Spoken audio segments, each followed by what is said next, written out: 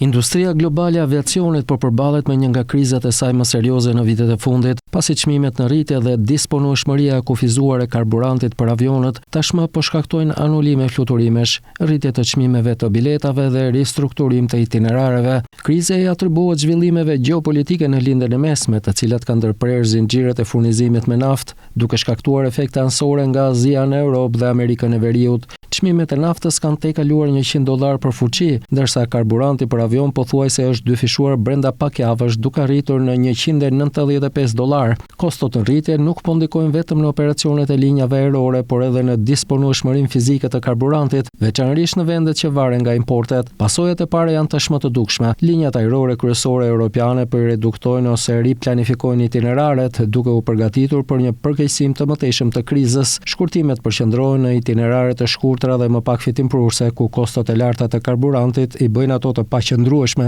Scandinavian Airlines po anullon rreth 1000 fluturime, kryesisht me destinacione të shkurtra, ndërsa Air New Zealand po shkurton orarin e fluturimeve me 5%, duke anuluar më shumë se 1100 fluturime. Vietnam Airlines ka pezulluar 7 itinerare vendase dhe po planifikon një ulje të mëtejshme deri në 20%. Ryanair po shqyrton shkurtimet në Europë nëse kriza vazhdon, ndërsa Lufthansa ka plane për të ulur në tokë deri në 40 avion. Në Shtetet e Bashkuara, United Airlines po shkurton fluturimet me kërkesë të ulët, siç janë linjat e natës ose jashtë orarit të pikut. Kompanitë ajrore po bashkojnë fluturime, duke eliminuar linjat me fitim të ulët dhe duke u dhënë përparësi linjave më të ngarkuar për të kursyer karburant. Në të njëjtën kohë ato po rrisin çmimet e biletave dhe po vendosin tarifa shtesë, por hapësira për veprim mbetet e kufizuar, ndërsa paqëndrueshmëria gjeopolitike vazhdon. Ndikimi ekonomik është i shumëfisht. Ulja e fluturimeve të disponueshme kufizon turizmin, rrit kostot e udhëtimit dhe ndikon në aktivitetet tregtare që mbështeten në transportin ajror. Në të njëjtën kohë, konkurrenca për karburantin dhe slotet e disponueshme intensifikohet, duke krijuar vështirësi për kompanitë më të vogla me rezerva të kufizuara. Për jugun e Europës, kriza përkon me fillimin e sezonit turistik të verës. Nëse mungesat vazhdojnë, nuk mund të përjashtohen ndërprerjet e fluturimeve, me pasoja të drejtpërdrejta për mbërritjet dhe të ardhurat nga turizmi.